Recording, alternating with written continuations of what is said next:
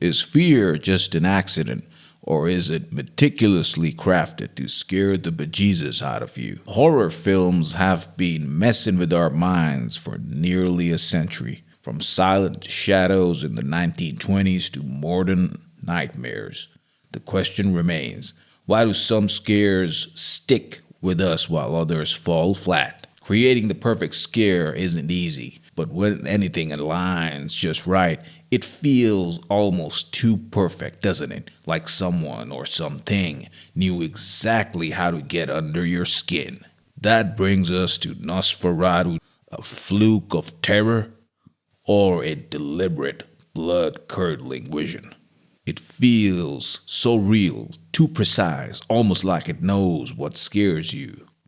Now, this is a strictly a spoiler free review because I ain't here to spoil the whole pot of chili, but I'm going to serve up some spicy takes on what folks are saying about this movie.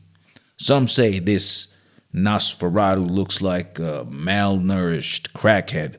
Well, to be fair, he's undead, and nutritional supplements are not on his menu. And about the mustache hiding his mouth, sure, it covers his fangs and sounds like he's got something to hide. But first rule of Mustache Vampire Club, you don't talk about Mustache Vampire Club. I think that his lean frame and hidden mouth amplify his eerie stillness. Although if this was a Tarantino movie, I wouldn't be surprised if he pulled out a samurai sword and started monologuing about the history of facial hair.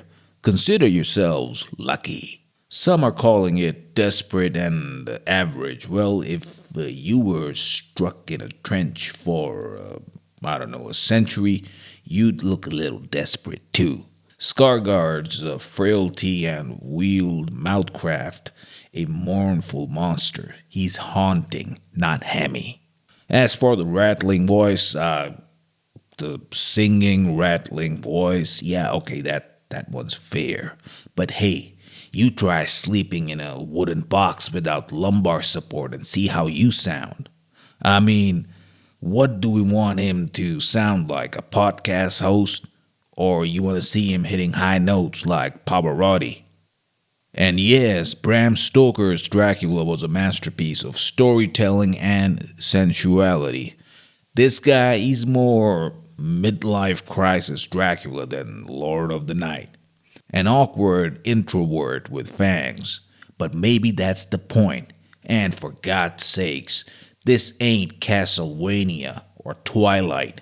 Not every vampire has to be a dark, sophisticated aristocrat or a Victoria's Secret model surviving on Hot Pockets. I mean, what do you want? You want Nosferatu to look like he's about to star in a cologne commercial? Imagine that.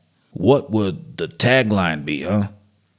Some sense attract lovers, mind attracts victims.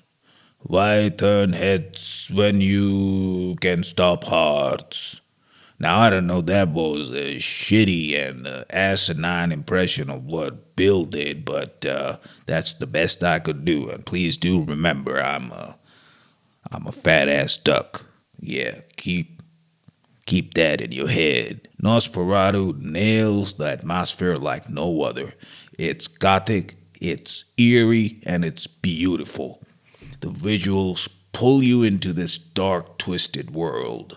But it's the emotional weight and haunting score that truly elevate this film. Bill Skarsgård is terrifyingly brilliant, bringing a complex, almost tragic depth to Count Orlok. It's all about the atmosphere, and boy does it deliver. Nosferatu 2024 is a gothic masterpiece that resurrects the legend with haunting beauty. Every frame is a work of art, drenched in shadows and sorrow. Bill Skarsgård embodies Orlok with terrifying elegance, making him both monstrous and captivating. The film doesn't just scare, it seduces, weaving horror and longing into a cinematic spell that's impossible to shake. This was a short review done by the morbidly obese duck, and I'm just gonna waddle away now.